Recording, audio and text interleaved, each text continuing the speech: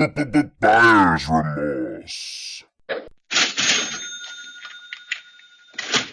Hello and welcome to Buyer's Remorse. I'm Darren. I'm Justin. On Buyer's Remorse, we look through our library, each other's library, and we find a game that's not been played yet. It's been bought in a bundle and it's just sitting there, and try and find the worst game possible for each other to play. Or maybe, I don't know, sometimes it's good, sometimes we're kind to each other, or we just want we want the other person to play the game so that we can judge if it's going to be worth an hour of our time if we both own the same one. But yeah, I don't think I own this one because I saw you playing this last night and I was like, that's got to be a Buyer's Remorse. That looks like such a weird title. What was it again? Zanzarah, the Hidden Portal. Yeah, sounds magical. Go on then, tell us all about this wonderful game. Well, this game, it says it comes from August of 2015, but my suspicion is it's actually much older than that. Is it one of these, that's like when it was released on Steam kind of dates? I think so. It is $9 on its own, or you can get it as part of the giant Daedalic bundle, which is pretty much what I did.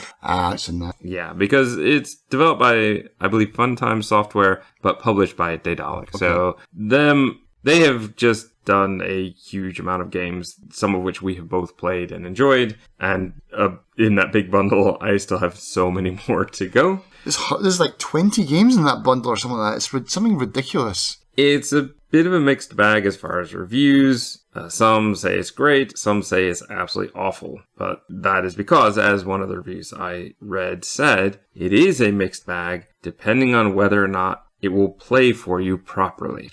And that is the problem. It is not Steam Deck supported. It is not, as I would put it, even supported at all. Okay. There are multiple problems with NVIDIA, apparently, and this I experienced. There are polygons that disappear, all sorts of weird flashes that seem to happen, all of those things. So beware, that is going to be throughout my video. But the bigger problem, because I can deal with that, even the fact that at one point my character's head disappeared. I could deal with that much, much easier than the fact that the menus are almost impossible to use. When you go, and is that important? Do you need to use the menus a lot? Okay. So, the type of game is creature, catcher, raiser, Pokemon-esque. So, nothing but menus. There's a lot of them. Imagine playing, I think you've talked a lot about Surgeon Simulator. Mm-hmm. How the controls are not very good. It's just like the Surgeon Simulator of Pokemon. Well, with the not menus, yeah. With the menus, because the thing is, you have to move incredibly slow. Mm-hmm. But even still, the cursor will jump around the screen. It's hard to get it to land on right where you need it to. And I probably spent a third to a fourth of my time just fighting with the menus. Jesus. It has a very odd control scheme, which I was trying to fix as well. So the mouse, the way you're looking around, feels backwards. So I went in to invert that, but I couldn't get it on the first go. I ended up giving up. I went back to it. There is a mouse smoothness, but I'm not exactly sure what that one does. And I really couldn't play with it much. Okay. This is something that would take like 2 minutes normally. Go in, change it, play around with it. How does it feel? Go back. Yeah. This is like a 10-minute adventure of trying to get in. The one menu is kind of okay, but the control menu is awful. Even to leave the control menu, I was afraid that I was going to spend most of my hour just trying to leave because I couldn't get to the X in the corner. What? You don't understand how much it's jumping around. And when I do finally click on it, I'm not actually clicking on the X. I'm sort of just below it. I have to listen for the sound to tell me that I'm on the button. Wow. Okay. It's awful. Yeah. It's really awful. And it hits into the gameplay. So you've got potions to heal your... Okay, so instead of creatures, you have fairies in this game. Okay. You're going to fight with fairies. And if you want to heal them or give them more mana, you have to click and drag the potion over to the fairy. Mm-hmm. You can't just say, potion, use, which one, and deal with it that way. No. Not Final Fantasy style then, no. No. And the controls. So what they've done is arrow keys for movement, page up, page down for cycling through your different fairies, numbers where you can also choose, I think, up to 5. The mouse is for looking around and also has some combat stuff. But let's save the combat for now. So your hands are all off to the right side of your computer awkwardly. Yes. Yes, indeed. So your left hand is on the right side of your keyboard, and then you're holding. If you're right-handed, yeah. What a weird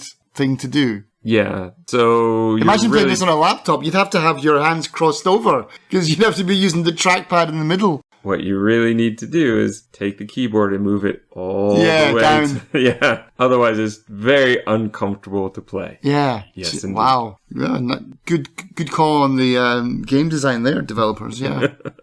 You can remap the keys, but good luck doing that. You can't even click on a fucking X to escape. It took me a very long time. The mouse buttons I didn't understand. It was mouse 0, 1, and 2. Right. I would assume 1 would be the left mouse button. Right. And after the first combat, I didn't understand how it worked. So I thought that the keys were mapped incorrectly. I spent, let's just say 5 minutes trying to set the mouse button, only to find out that mouse 0 is the left mouse button. Oh, God. So what's 1 then? The right? 1 is the right, and 2 is the scroll wheel, I believe. The wheel, yeah. Oh, okay. I can't guarantee that because I didn't get far enough in the game to know if... I only think I had 1 spell. So you're going to use that to cycle through spells. Why would you call it that?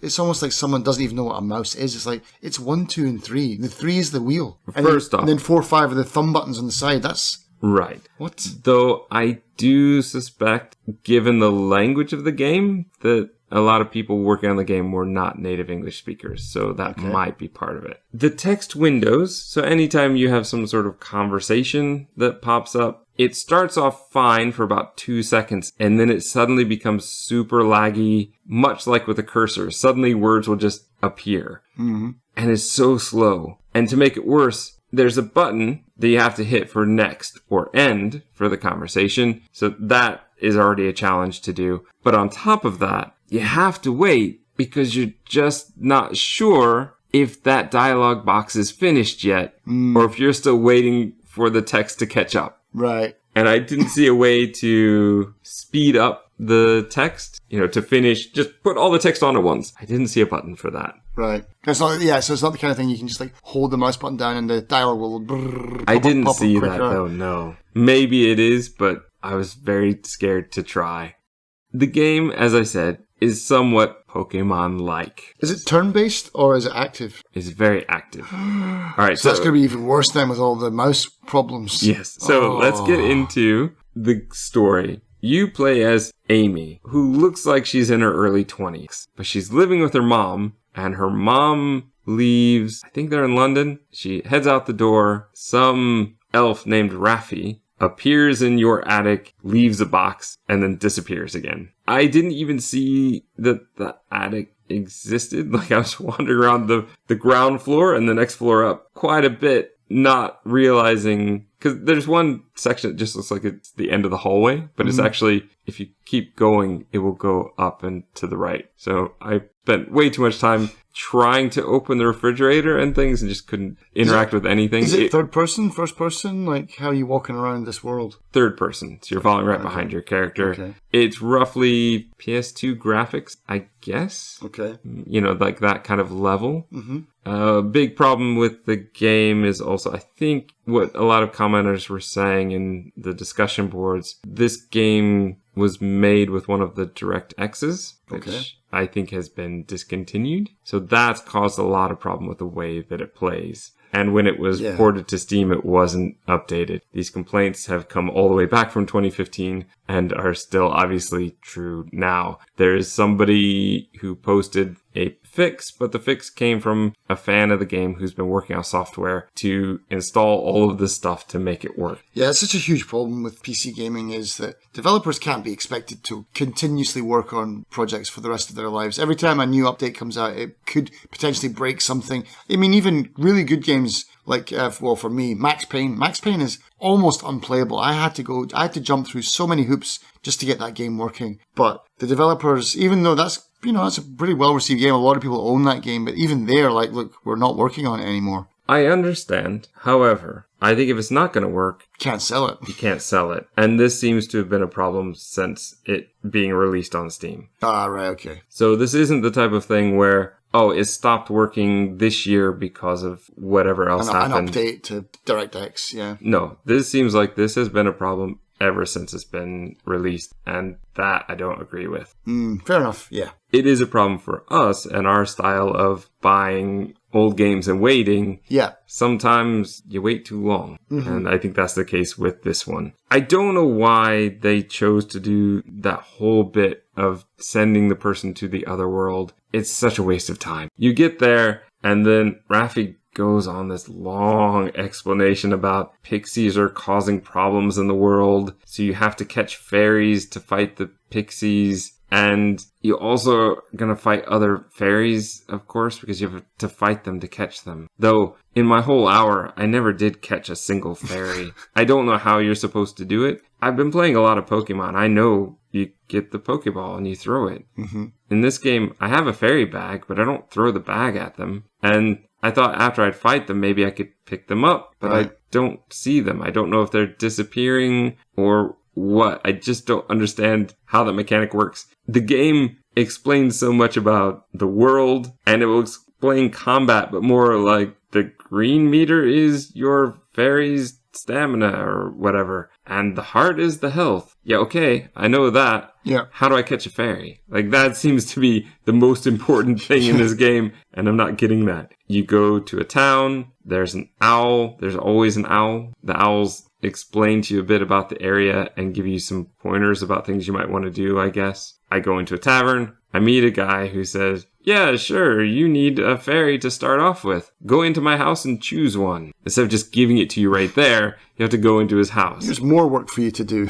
Read each one. There's a stone one, a water one, which apparently is difficult for beginners because their moves are very dependent on who they're fighting. And then the nature one, which is the best all around. So I chose the best all around because why wouldn't I? Yeah. I have no idea what's going on in this game. And there's this whole wall of text for each one. Do you want to choose this one? And by that, we mean you get this one. You don't get to choose another one. You only get this one. Hey, just this one if you choose this one. Are you sure you want this one? I only read it once because I knew it was going to do that for all three. Yeah. What? Why are you doing this? One sentence is enough and would be much more clear. It would be easier to understand than this 400 ways of saying the same thing. So I choose that. And then I can head into the garden. The guy gives me the map. Map, of course, to look at, I have to go into the menu. Hooray. Yeah. And it's kind of, I think, a whole world map. So it's not very specific because I had to look for this guy and I was right over the exclamation mark of where the guy was supposed to be, but he was well around a different corner. Combat. Let's talk about combat. So wander near a big tree or a large rock and a fairy might just attack you. In Pokemon World and like Final Fantasy you've played before, you would do a lot of times the chibi form in the overworld. This game does not do that. You just stay in the same 3D, walking around. You don't really see where they are. You just suddenly, they fly out and you're in combat mode. There is a way to fly, I found out. You can jump and fly because when you go into combat, you're the fairy? Okay, I was just about to ask. Yeah, so how can you fly all of a sudden? I thought you were human. Yeah, when you're in combat, you go into first-person mode. Okay. And I think you're the fairy. But you can switch fairies. It's a weird concept. I don't quite understand. And the combat area is an arena, basically, but each one is a little bit different. Most of the ones I encountered were a circle of maybe 4 archways. And so you can run around and actually try to hide and dodge attacks, but also the other fairies can do that as well. And you have to, at least in my case, it felt like I had to hold down the fire button and then release when I was on the target I wanted. So not click to fire, but hold to get ready to release, which just feels backwards because you're just firing spells at them. Right. The spell doesn't look like anything particular. It doesn't really have any sort of uniqueness to it. Maybe later in the game it does, but in Pokemon, right from the start, every move looks different. And that's part of the joy. You get to explore all of those and find out what they all look like. Yeah. You don't really get that here. You beat up the fairy. Well, maybe if you understand the combat. I didn't the first time I died. Yeah. And then I think I got sent back to the beginning of the garden to go through again. Beat the fairy, you can get like a coin, and after you pop out into the regular fairy world, they'll drop a bag, and the bag will hold, like a potion or something like that.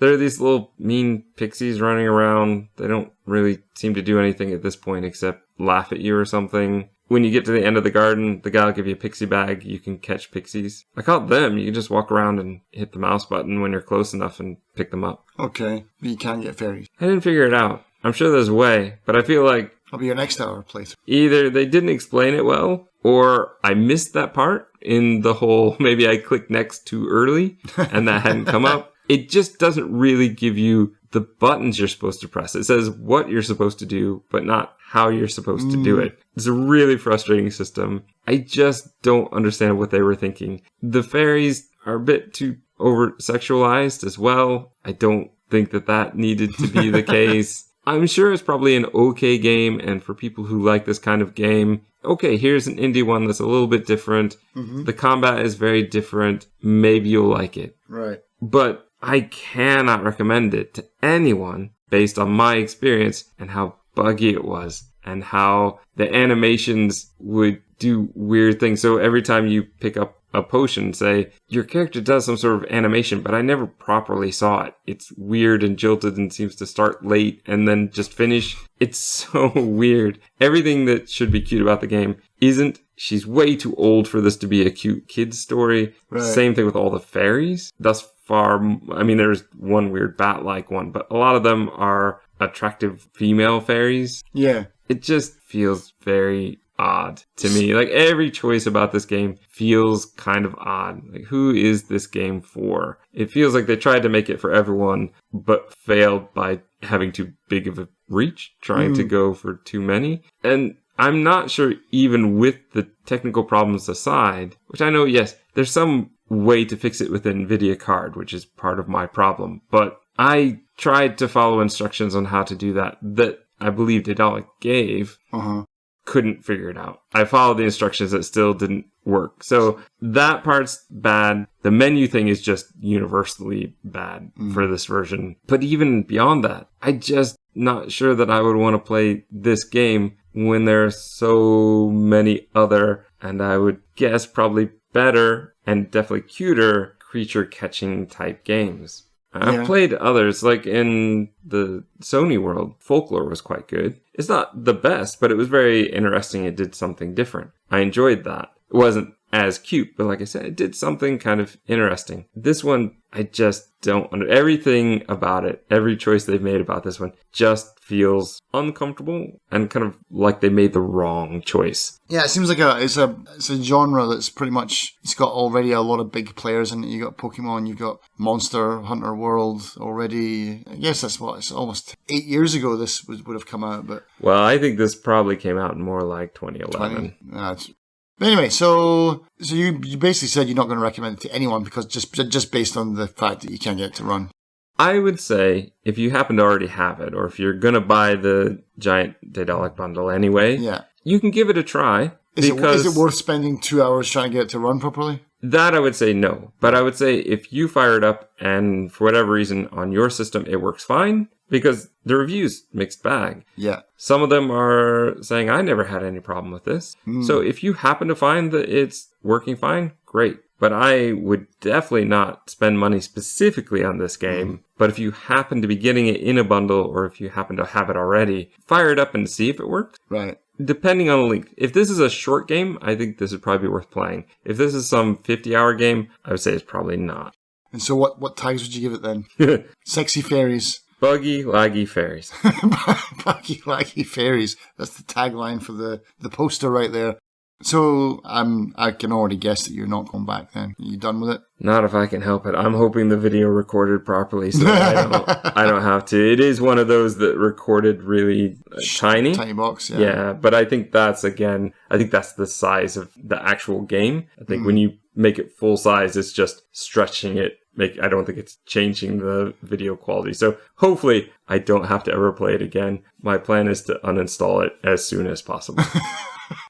And well, you're not going to recommend it to me. You've definitely not sold it to me either. So yeah, buyer's remorse or confirmation then. Well, given I spent about 40 minutes even trying to figure out a way to make it work before I really started playing, and then still played the other hour on top of it, just to feel like I had enough to talk about. Yeah. Oh, this is definitely a remorse. Remorse.